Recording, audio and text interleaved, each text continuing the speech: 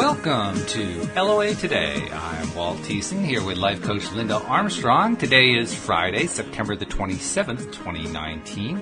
It is 4 p.m. New York time. That would be 1 p.m. Los Angeles, 9 p.m. in London, 5 a.m. in Tokyo, 6 a.m. in Sydney, Australia. But wherever you are in the world, thank you for joining us for another episode of LOA Today, your daily dose of happy.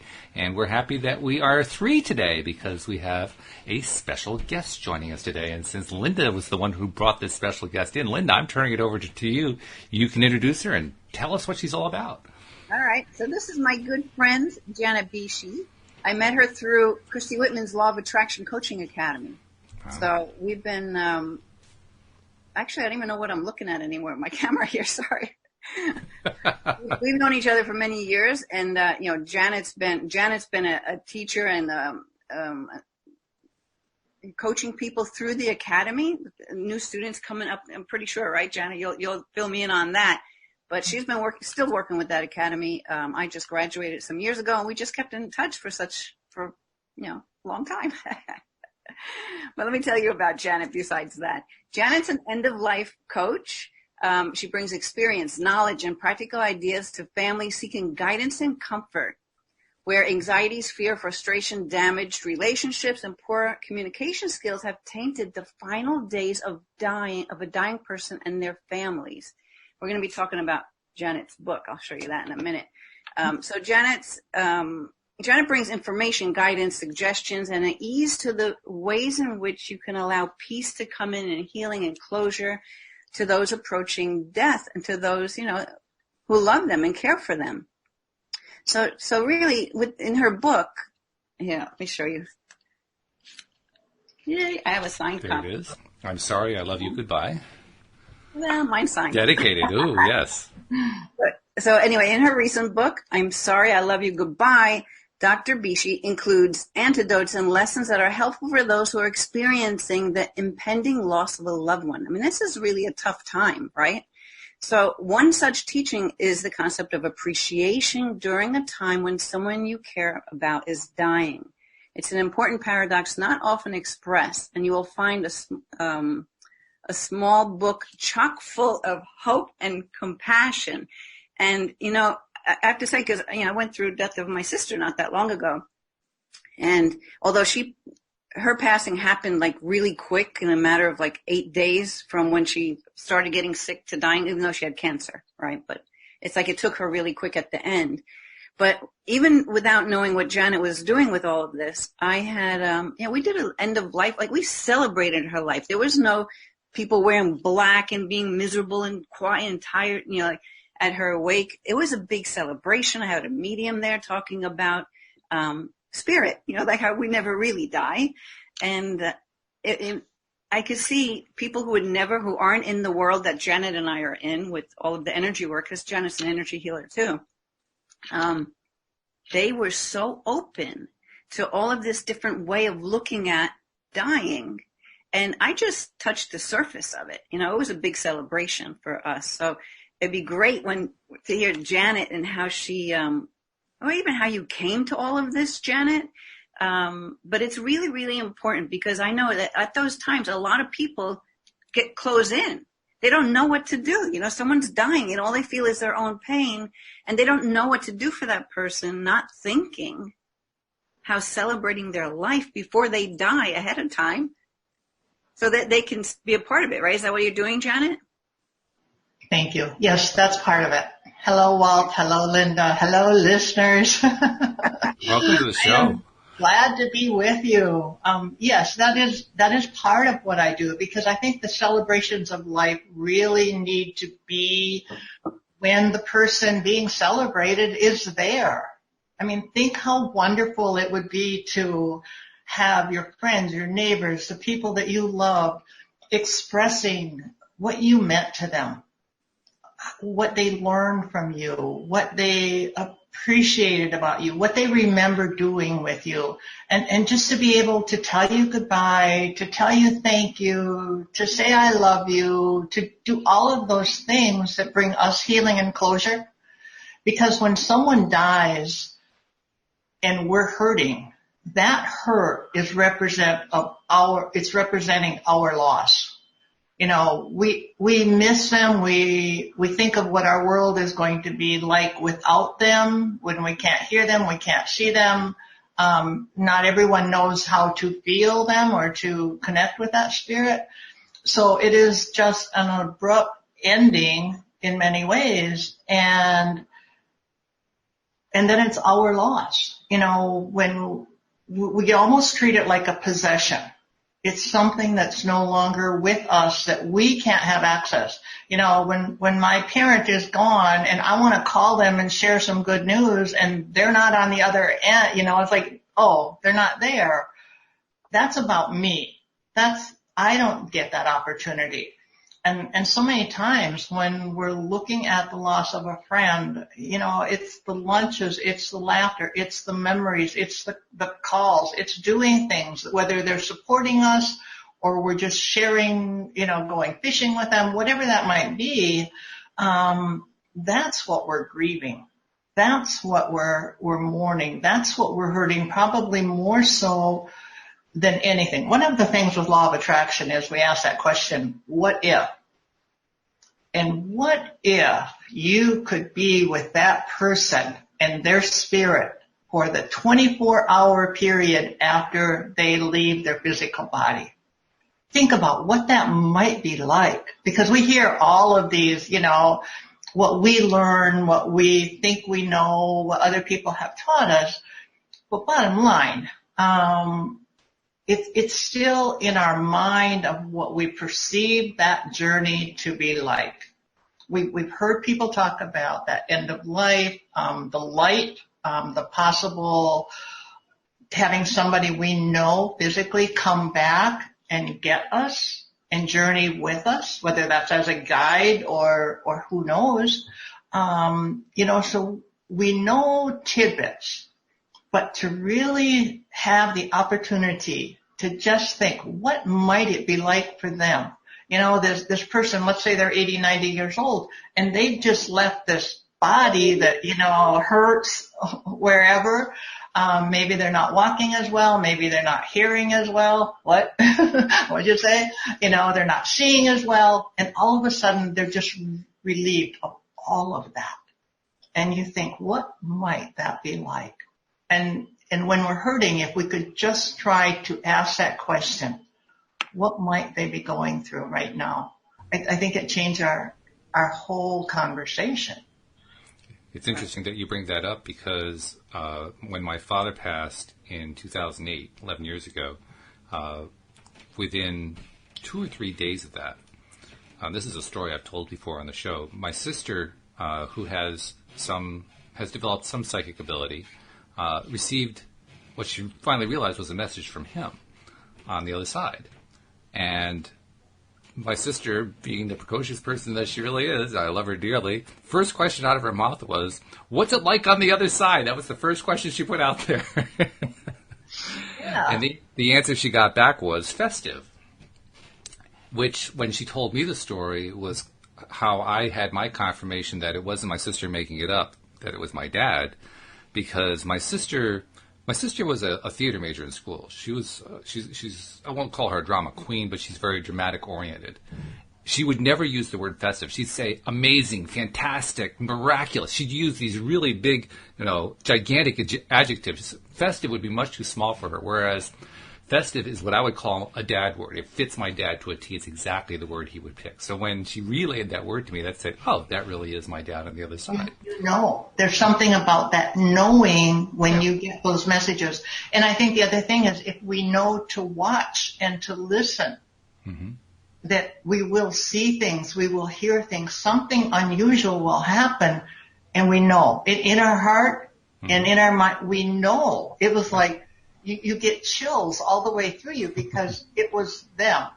There's no question. It was very clear that was them. It's interesting you say the word chills too, because I did experience sort of a vibrational feeling. But for me, it wasn't chilly. It was warming. It was like being filled up with warmth as soon as I heard that story. And from that point on, right through the memorial service, all the members of my family, we were just relaxed. We felt good because we all were convinced that we had heard from Dad and he was fine. Yeah. And that just erased all the pain. Yeah. That's what we want to know. It's the unknown that brings our fear and our anxiety and our worries and our stress and all of that. When we know, similar to before someone dies, and they may be going through some issues and we first come into their life, what do you look for?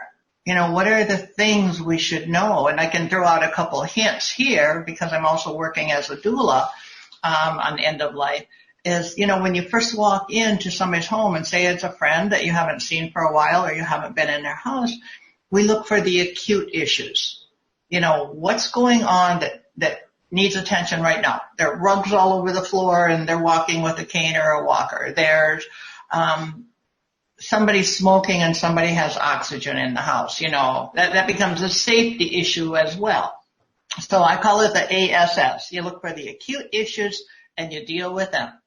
You look for the safety issues. What are the things that could cause them harm or somebody else? What things need to be taken care of right away? Are they overtaking their medications? Are they not taking them? Are they skipping them?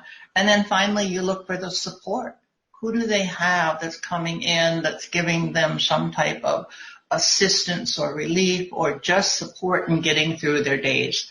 So that's before the death issue, but it's still something that when we know what to look for, it puts us a little more at ease, and we know, okay, this is normal. This is a normal part of that end of life process. And Linda, as you said, it was relatively quick when your sister left. There's still that abruptness. And sometimes we get a chance to see death coming. She lets us know. And whether we know about it or not, if we're over 50, we have seen it, we have felt it, we have considered it. And some people think like they say talking about sex won't get you pregnant and talking about death will not kill you. But we definitely have a fear of talking about death. Yeah. We tend to hesitate. It's almost as though we think, well, gee, if we say that, something's going to happen to them and then it's going to be our fault, and it doesn't work that way. Right. Mm-hmm. So and if you ask somebody who's been around, let's just say a parent, we may not want to broach the subject with them. That in no way means they have not given it plenty of thought. When they're waking up during the night, when they're watching friends go before them, when they get signs and all of those things, changes in their medication, they know. They've thought about it. They probably thought about it a lot, and they might not want to be able to bring up the conversation. So sometimes it's really a gift to be able to say, tell me what you're thinking, Mom. What's going on? You're getting a little older. We haven't really talked about death, but is it something you'd like to, can I ask you a few questions? Are you comfortable with that? Are you concerned about it? Are you scared? What do you think about different things? Or is there something that really comes down to, for us, is there something we need to heal and bring to closure? What do we need to release? And sometimes it's a relationship that has really gone bad. And there are those. I have 4 different types of people, whether it's the person or the family. I've done this little quadrant chart that I work from with emotions. And I have the one who I call the angry victim. This is somebody who's just really heavy. They've got low emotions and they're very engaged. And whether it's the person himself, herself, the emotions are lower, and there's just a lot of volatility there because they're engaged, not in a good way. There's a lot of fear, a lot of anxiety, a lot of stuff going on.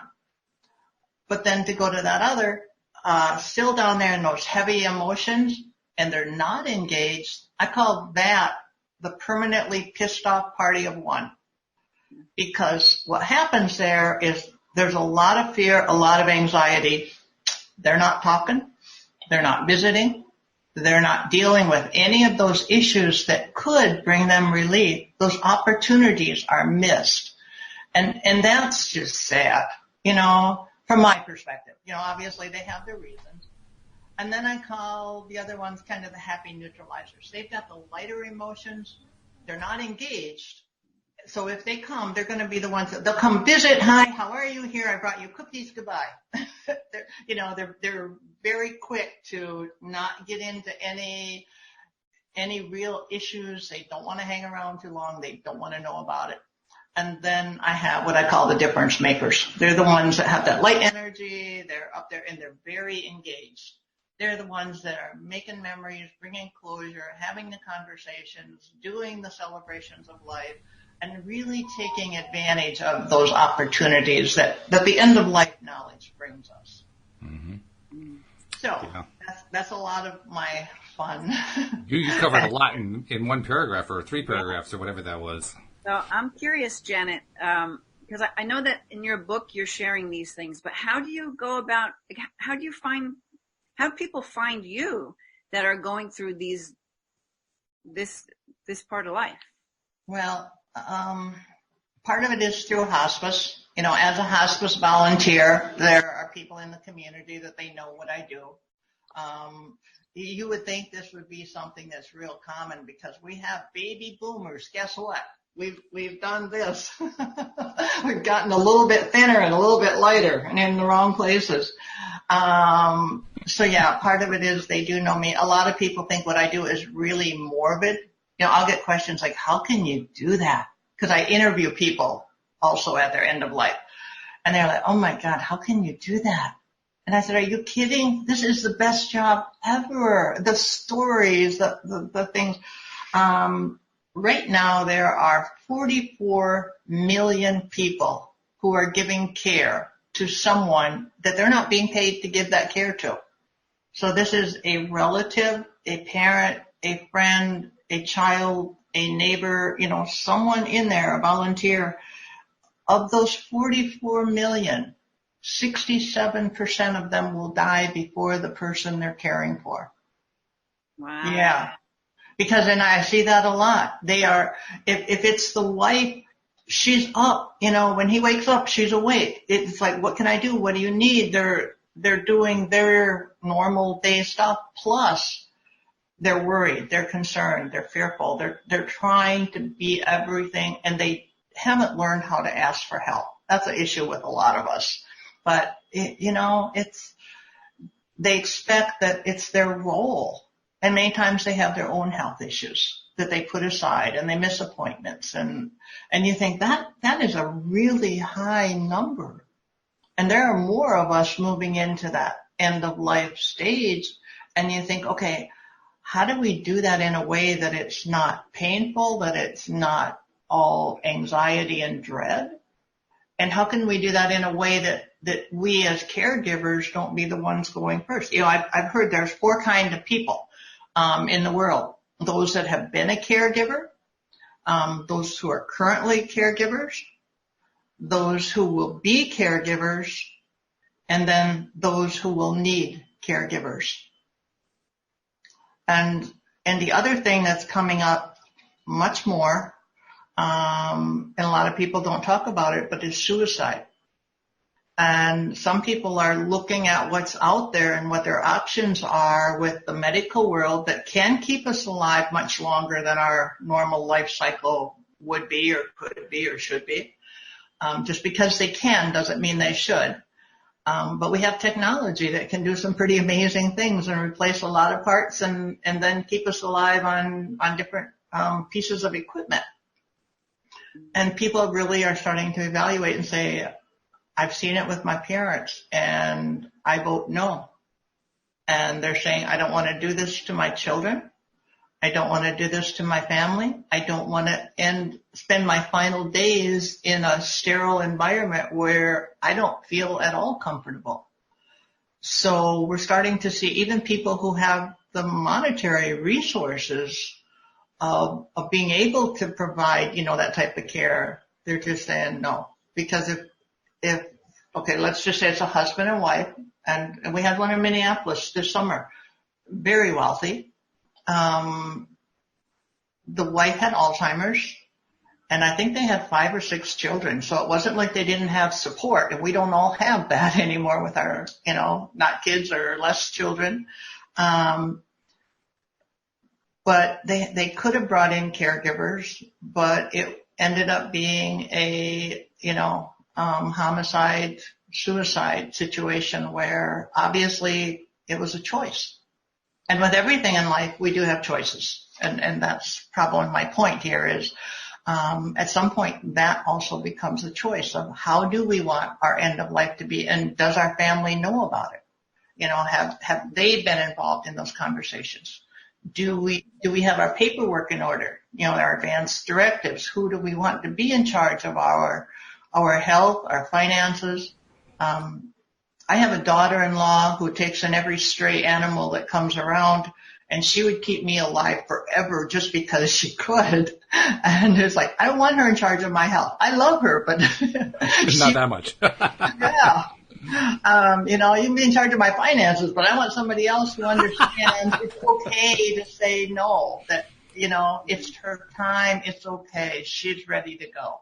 So Janet, it's like, well, you're referring to like the Dr. Kevorkian thing, right? From years ago. But you said homicide, suicide. So that's like when one of the family members assists that person in passing, or how did you mean that? If you have somebody, if you watch somebody go through dementia or Alzheimer's and you've lost them piece by piece by piece by piece by piece to where there is nothing left, it almost feels like the right thing to do to help them. I understand it. I'm just I guess the terminology, because I don't know, are we allowed to do that now? Like, is it legal, or you have to, Well, in more states, it is becoming legal. Okay. And, that whether it's assisting someone else or having, doctors obviously have taken an oath to keep us alive, and they do that very well.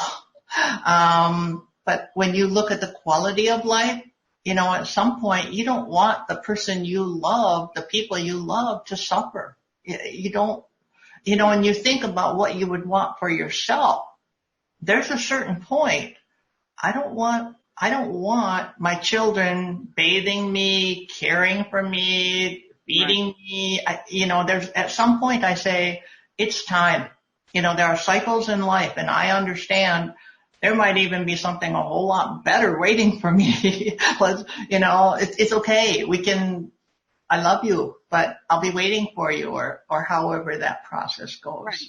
And because we do have free will, why can't we just make those decisions, So, yeah. And I'm not arguing for or against that. I'm just saying we will be seeing a lot more of that as people look around and they've experienced it with a parent, and we have more knowledge of how to identify it and know what it is and what the treatment plans are available for it. And at some point, if we know that parent well enough and we've had those conversations, we know how to give them the best care for as long as we can in a way that they would want it. And that's only, those are all choice issues. Again, it comes back to everything we do is, what do we want? What do I want? How do I want that to look? How do I want to feel? Because our thoughts and feelings are a big part of it. And you said it, Linda, with your sister, when we can celebrate everything that is what it is because of them being in our life. How amazing is that? Yeah. And, so it is a choice, and it is about saying, okay, what do I want it to look like, feel like, and what if I don't want it to be all morbid and black? And well, a couple of things that keep running through my mind I don't want to forget. First of all, you did really light up when you spoke about how you love doing this work, because a lot of people are really afraid to go to that place.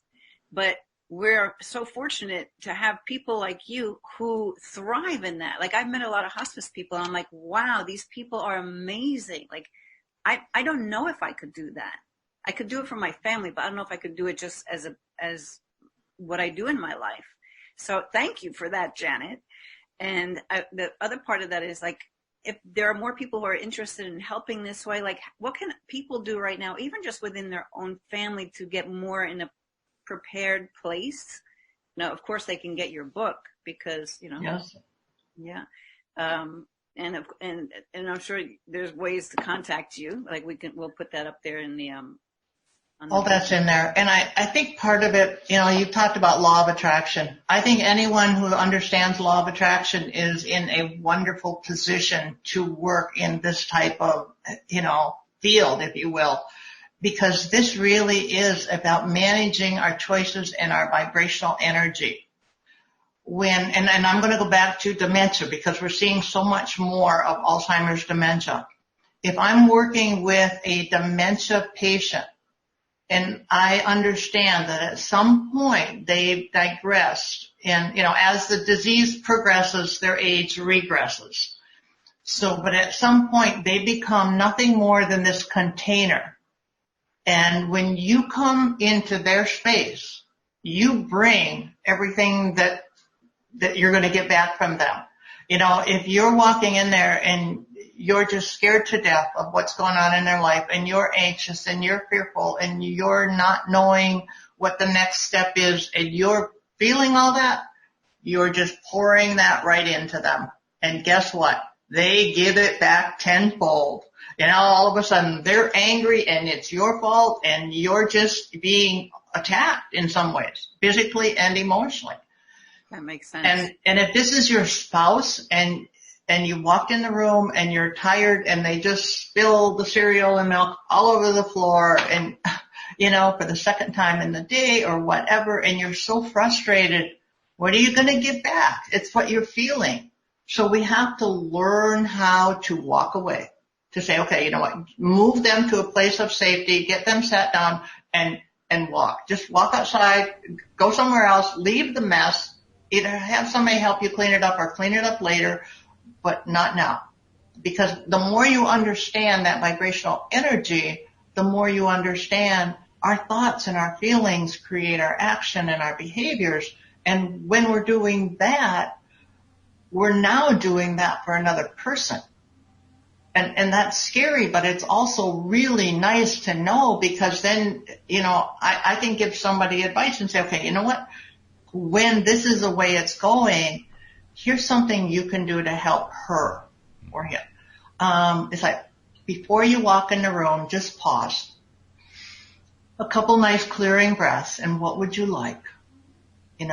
Would you like to remember that love you felt for this person at one time? Would you like to appreciate the fact that for right now, here today, you have somebody that maybe they can recognize you even though it doesn't look like they are. Maybe they can hear something you're saying. Maybe this is just a moment to be kind to another person. But when you go in the room that way and appreciate something about them, appreciate the fact they're still with you today. You're going to go in with a different set of vibrational energy, and that's what you're going to get back from them. If nothing else, that's a way to calm them down. So those are two really good points that you made, not just for dealing with somebody who you're giving care to, but for life. I mean, the first one being walking away when your temper is kind of getting out of control, and the second one, pre-paving how you want a scene to go, how you want the future stuff to play out. Those are excellent pieces of life advice. They apply to almost every situation in life. Yeah. Yeah. When we wake up in the morning, we're so used to, okay, what do we have to do? What did we do yesterday? What was screwed up from wherever? And, what's coming our way? And we kind of program that. But knowing that our thoughts and our feelings actually can let that day be discovered something new without carrying yesterday into it. It's like, thank you, Lord, for this day, this beautiful, beautiful day. And just understand, I can open my eyes and see. I may or may not have somebody that I love with me. I may be able to get up out of bed. Not everyone can do that. I may be able to walk into the bathroom. I have a bathroom in my house. There was a time even royalty didn't have that. I have hot water. I have fresh air. I have clean water. I have all of those things before I even get that first hour of my day in, that I just need to say, I can see the light coming up in the morning. It's going to be a great day. I can't wait to discover what is waiting for me today and who I might get to connect with. That's beautiful. You know, just like you mentioned light right now, because like what you're doing is the, ultimate light worker because working with, whether it's the person who's passing or the family, just being and bringing that light to the situation, which is contagious, no matter how, is even if it looks like someone's resistant to the light's going there because you're bringing it, right? So thank you for that, Janet. And I guess, like, because I imagine that when you're working with people, you're working with, people who are survivors and the people who are passing. So I guess my question is, would it be like working with you? Like if people are able, if they know about this and they could see where what you do could really help them, what would it be like for a family, like to call in a professional like you to work with them? Number one, it's just a great weight off from their shoulders. It's like having somebody grab you by the hand, the whole family, and just say, okay, here's a go-to person. Sometimes you can't call the doctor. It's 11 o'clock at night and okay, well, you're going to get an answering machine or a voice message or something. And sometimes we just want to know that it's okay. We're going to get through this. It's going to be okay. And what if we could actually do it in such a way that during this time we could let some of the past be healed so it can be released, that we can bring closure to a life and celebrate what was beautiful, what was good. We all want to be heard. We all want to know that our life had meaning. We all want to release these regrets. We want to forgive people. We want to be forgiven. We want to express love. We want to know that we are loved. And we want to share our stories. We want to know that our life mattered. And I don't care if you're 14 or 40 or 84, those things are important. And when we don't get them, when we're not seen, when we're not heard, we're dying every day. We're dying in pieces. And so it's no different than any other coaching, that when you do this and you have somebody who can help lead you through the times when, there might be valleys, and know, you know what? It's going to be okay. You're going to get through this. And some people, if they don't do the work at this point, they literally get stuck. Sure. And the rest of their life, they are stuck. I have seen people who families did not get along, and I'm talking about married couples, partnership couples. They don't even really like each other. But oh my gosh, somebody dies, they're building monuments. I mean, they are like, their life was just destroyed. This person was everything to them, and you're thinking, did I miss something? What happened here? And it is because sometimes we become the victim or the martyr, and it's like everything is horrible now because this person is no longer in our life. Doesn't matter that we weren't too thrilled when they were in our life. We get stuck. Janet, I have to say, this is what's really special about you, because I know I've taken courses with you. Like, I know what some of the things you know. And I also know a lot of other hospice workers who are learning healing modalities. Like, that's like a big boost to, even if you're not doing any particular healing modality, just that you're carrying that light, that understanding of energy, and that ability to kind of bring it, mold it, shape it, have it creep into the littlest cracks of the hardest person, because it's just going to, really, I'm going to say it again, it's just the ultimate light worker, because you're just going to bring that love into a situation that is so hard, that so many people are just afraid to let themselves be there. It's kind of like, putting that that bubble of, I guess, resistance, because I've seen this before. It's like they're in denial, and they're missing out on the opportunity for so much joy that could be there at this end of life. So, I mean, that's every day. That's every part. It comes down to our choices. And do we choose to be happy, or do we choose to be miserable? You can look at people who they've been in a job and they can't wait to get out of it. And they get out of it and they get this great job and they're so thrilled. Give them 6 months and guess what? They're miserable again, because it wasn't the job. It was what they brought. and our thoughts and our feelings and what we think about ourselves, that all comes into this. It really comes down to our choices every single day. And do we choose to show up, or do we choose to be the victim and the poor me? And if it's a choice, some days I'm there on the other side and I have to just say, okay, whoa, stop. You recognize it, and it's called go for a walk, go pull some weeds out of the garden, go do something, just take your mind off from it and come back and say, okay, we choose where we go with all of this. And I think that part of it is the stories. If you listen to people talk and how they tell any story, you start to pick up what the next thing is going to be like for them. Because some people it will always be somebody else's fault, no matter what happens to them. And other people take ownership and they'll say, and this is what I'm going to do about it, regardless of what the issue is. And it's no different in death than it is in life. So I think part of it is we've been taught that death is morbid, that death is a bad thing, that, for some people, death is actually an answer. It's like, thank God, I'm tired of this, or I'm ready for that next thing knowing it's going to be better.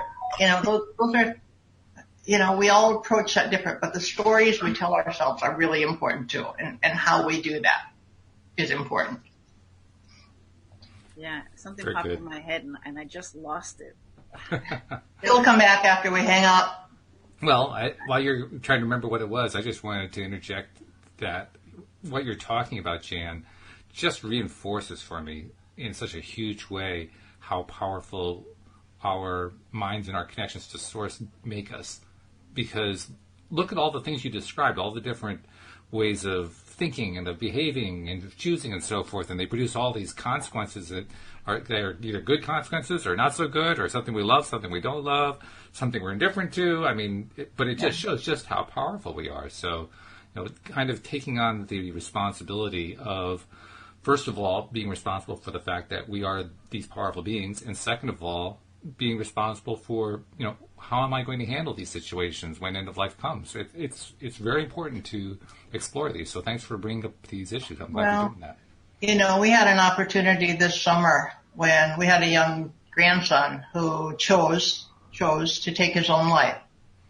And he did it in a pretty horrible way. And obviously, no matter who we are, we're not immune from hurting and from knowing that there's a lot of opportunities that are now off the table, and we go through some of the same anguish, if you will. But even during that time, I was able to tell his sister, when we were at the hospital and he was still hopefully able to hear, but it's about the living. And as she was ready to leave, I said, Katie, a lot of people never get the chance to say goodbye.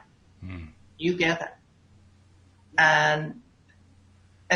And I told her that she might want to let him know it's okay, that he has her permission to go. And she says, "Oh, Grandma, I can't say that." And I said, however you need to say it. If you just need to tell him you love him so much that you're really going to miss him. But if he needs to go, it's okay because you don't want him to hurt. I said, and if you can't say any of those, just feel that love in your heart and send it to his heart. Just that way, because he'll know. And so she went back in the room and spent some time with him, and then they left that night. The next day she came, and he was still alive and unresponsive, but alive. And she said, "Grandma, thank you so much for making me go back in and say those words to Jake." She said, because my heart was just pounding ever since this happened. And she said, when I said it, she said, just like that, it stopped. And she said, even though I know it's not going to be better, she said, it's not pounding. All that anxiety and all that fear, it just like, I know it's going to be okay. Right. And that's part of what the book is, having those conversations, knowing that there's some healing, some closure. So the nice thing about his life was he got to become a organ donor and to give that gift of life to other families. Mm-hmm. But the process in which they do that, without a lot of detail, is, at the end, they did the honor walk with all the nurses and they took him to the operating room, and only his mom and dad and Katie went in to, watch that process. And it wasn't the process. It was just when they took the tubes out, that final moment. Right. He had not breathed for 4 days. It was total 100% ventilator. They went in the operating room. Guess who breathed for over an hour on his own? I believe it. Mm-hmm. Yeah. Mm-hmm. And finally, she said, and I don't know if she heard this or how that communicated, she said, he's not going to do this with me in the room. She walked out of the room just like that. Within seconds, he was gone. Mm-hmm. And I said, you heard him. Mm-hmm. You heard him. He sent you a message. He said, Katie, get out of my room one more time. But, so even in worst case scenario, when you just, everybody's hurting, those little things you can do to hopefully make a difference and to let them know it was a choice. It is a cycle. We get, the springtime, we get the fall. It comes together. And we get the choice of saying, you know what, I'm going to look for the beauty no matter where I'm at, and I'm going to find it, and I'm going to give up the fight. Sometimes, I brought a poem because I love this from a friend. It's real short. And Nick Askew wrote this. You don't have to fight. There's nowhere to go. It is painfully simple. It takes 1 inch of courage and a little stillness to say, I love everything. And then to understand, you can recognize yourself in the reflection of the other. Then there is peace. And I love that because it says so much of what I do. When you can love and accept and know it's okay, it is, life unfolds exactly as it's intended. You know what I love? As you're reading this or speaking about this, in New York on the East Coast, it's 444. A beautiful angel number. So I wanted to ask Janet because I guess it depends on how receptive people are, but I imagine you're kind of maybe teaching a little bit about the possibility of many lifetimes. So because when people kind of get that, then I think it's easier for them to say, oh, well, let's let go of this one and go to another one, And I'm finding that more and more. Before you finish the sentence, I just got to tell you something. You just talked about 444. When you finished talking about 444, I had a clock that was showing the seconds. It was 44444. So you nailed it. Beautiful. Yeah. Yeah. Because what I'm finding is there are more and more people who are getting it, who when they hear it, they're not put off. They're like, wow, tell me more. I mean, this is possible. And really, if we go back through history, it's more like, religion, politics that made beings believe that this is it, right? Because you need to fear us because we kill you and then you shouldn't do this bad thing or whatever it is, right? So at least that's my opinion or what I've kind of picked up along the way. It's natural for us to know that we come and go. We're here, we're there, we're never gone. Like I can tap into my sister pretty easily. I get messages from her all the time. And really at her service, when I had the medium talking, you could hear a pin drop in this room because everyone wanted to hear what she was talking. These are people who have no clue about this stuff. They want to know. But that's death in general. We don't know it. We want to know. We want to be comforted. We want to be assured. We want, religion for many people has done that in the past. I think that some of that is changing. But yeah, we want, our spiritual side is definitely there. We want to know. We need to know that there's something more. And without knowing exactly what it is, because when somebody gets real specific and they start saying, well, this, and this, and then it's like, well, how do you know that? So sometimes it's just that what we don't know is what becomes our biggest nemesis sometimes. Yeah. And I think that also what helps is that, energetically, according to many people who work in this area and who tap into spirit and who channel all this bigger knowledge, the veils are thinning. I think that's contributing to people opening their awareness to wanting to know, like, oh, maybe it doesn't just end here, or why do I feel like I know where to go in this country I've never gone to before? Like, why do I know some things that I don't know how I know? People are opening up more and more to wonder, so maybe I have been somewhere else before, and it isn't only just here in this body right now, and that I am bigger than all, like, it's great, because I think that's why it's a little bit easier. I'd say it's easier for people like us, all of us, to talk about these things, because it's easier for people to absorb it now. And most people, I think, really do want to engage in the conversation. So this is an invitation to all your listeners. Ask the question, look around you, let the people around you know your thoughts, and do you have things in order? And what does that look like? What does that feel like? When I talked about, I interview a lot of hospice patients, and they're literally at that point. The first, I don't know how many patients I interviewed died within 2 to 3 days of when I interviewed them. I came home and I said, I think I'm jinxing them.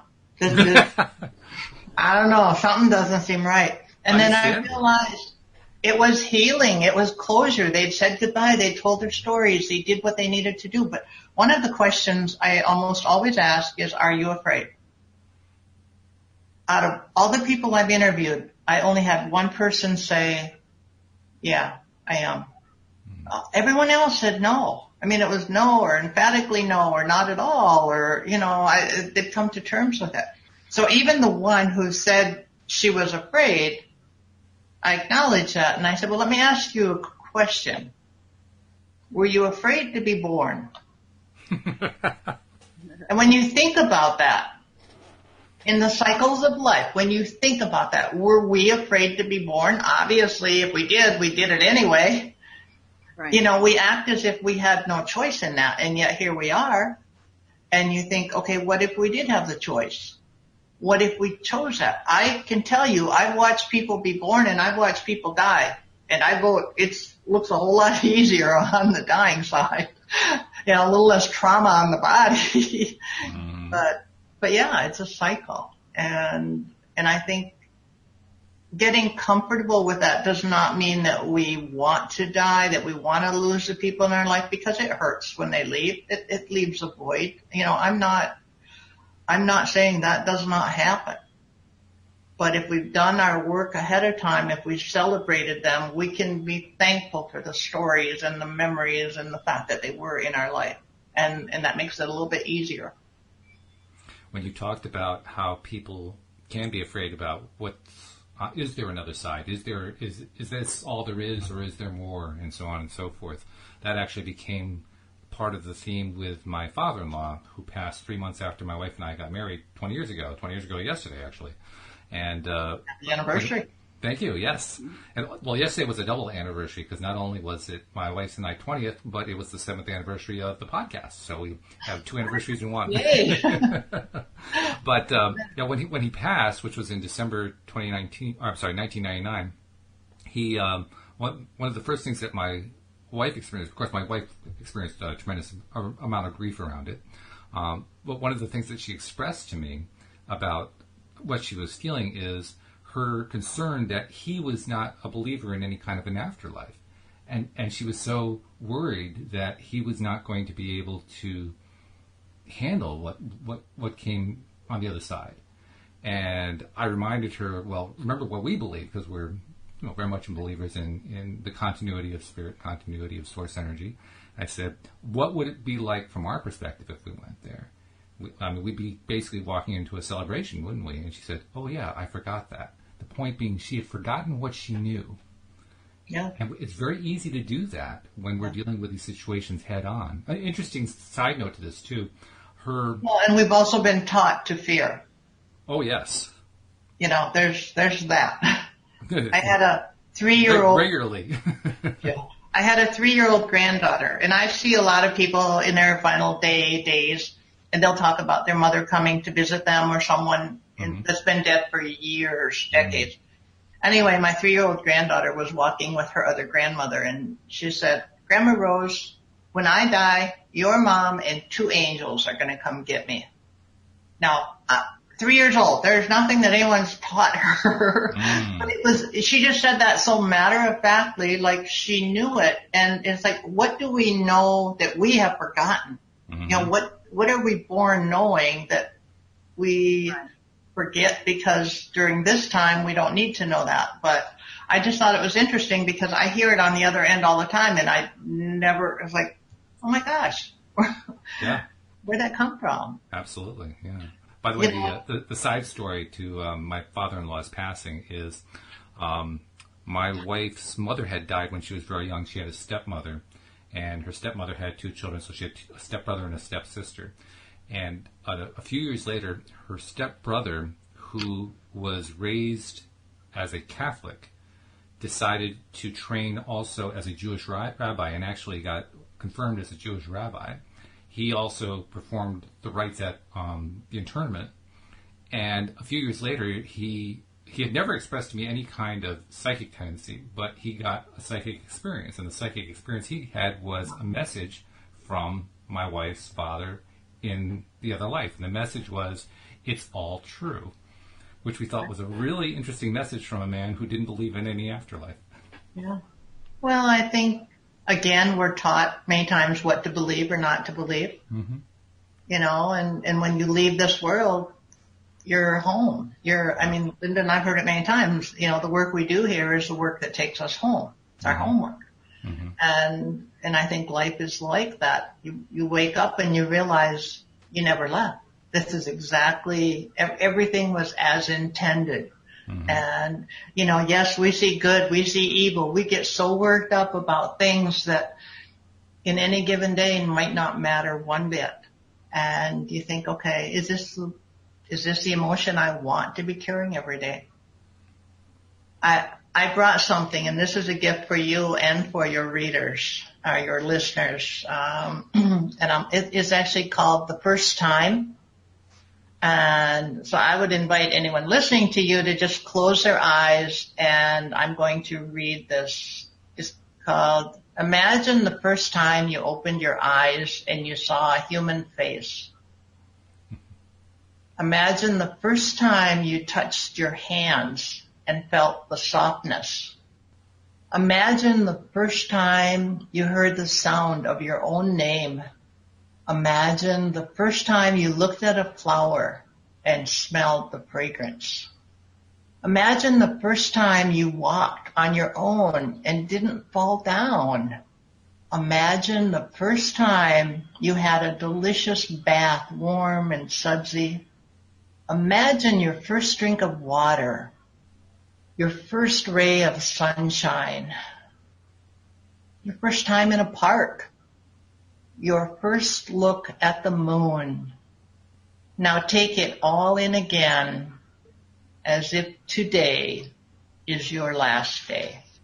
An exercise in appreciation. Goosebumps. Yeah. Yeah. Doesn't that feel good? That feels good. Very nice. Yeah.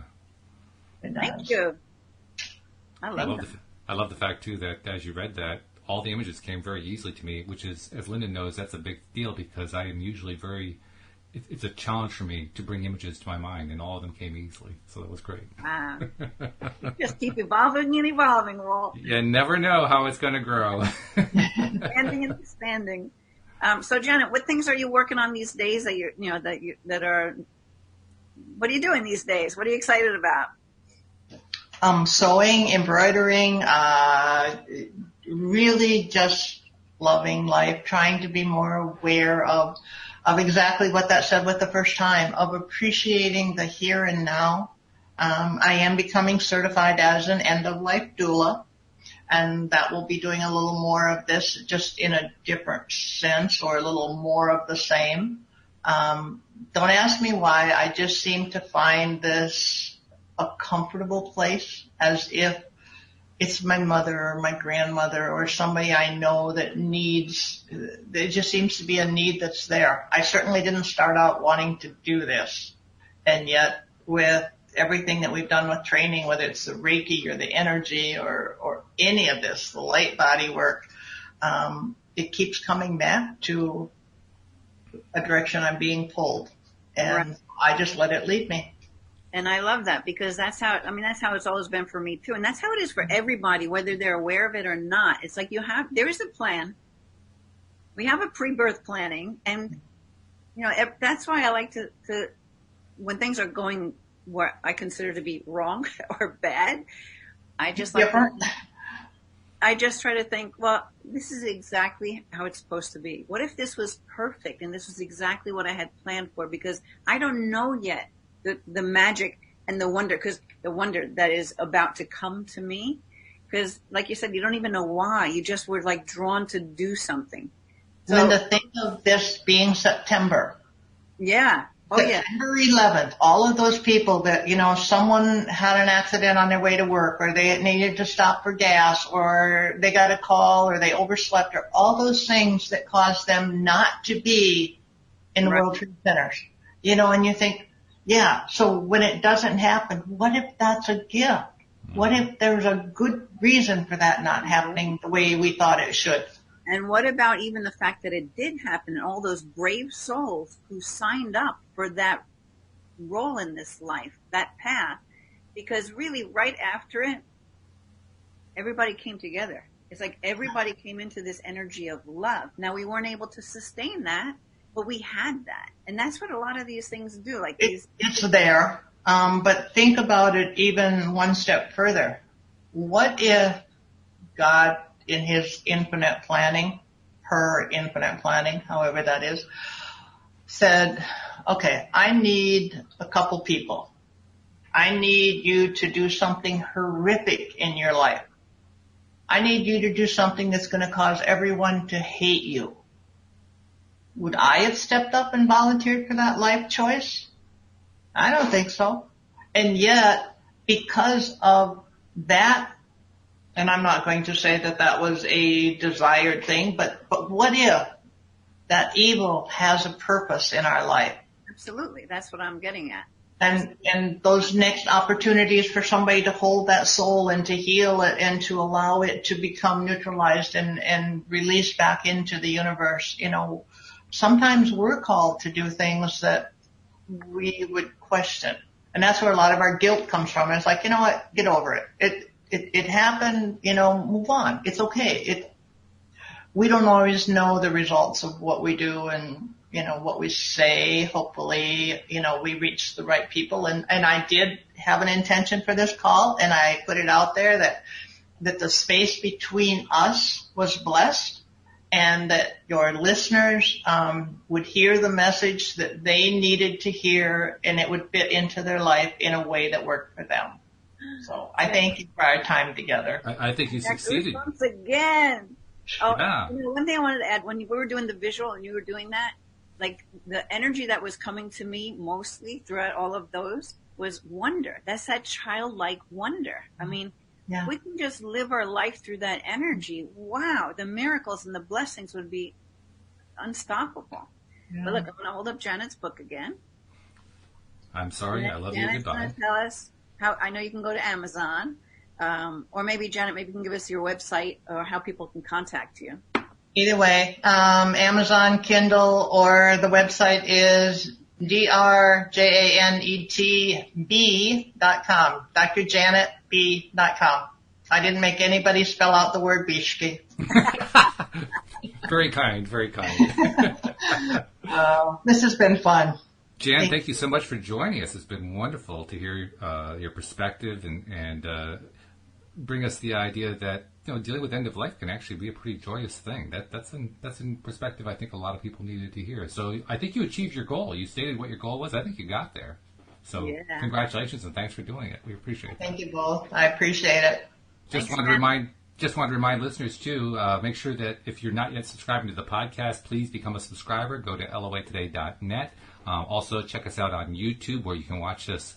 You can live stream watch us, actually, because we record to YouTube while we're recording the podcast. You can actually see our faces. You could actually see how much glowing is coming out of Jan's face if you play back the playback of this video. But feel free to subscribe there as well and click the little bell to be notified every single time that we post something on YouTube. But either way, be sure you become a subscriber, because every single episode is well worth your time. So thank you very much, Dr. Jan Bieschke, for your time and your insights and your wisdom. We really appreciate it so much. Thank you. I am a subscriber. She's a subscriber too. So there it is, folks, the endorsement we were looking for. And Linda, as usual, thank you for bringing us another wonderful guest. I look forward to talking to you again next week. Okay. And we will see you all next time here on LOA Today. Goodbye, everybody.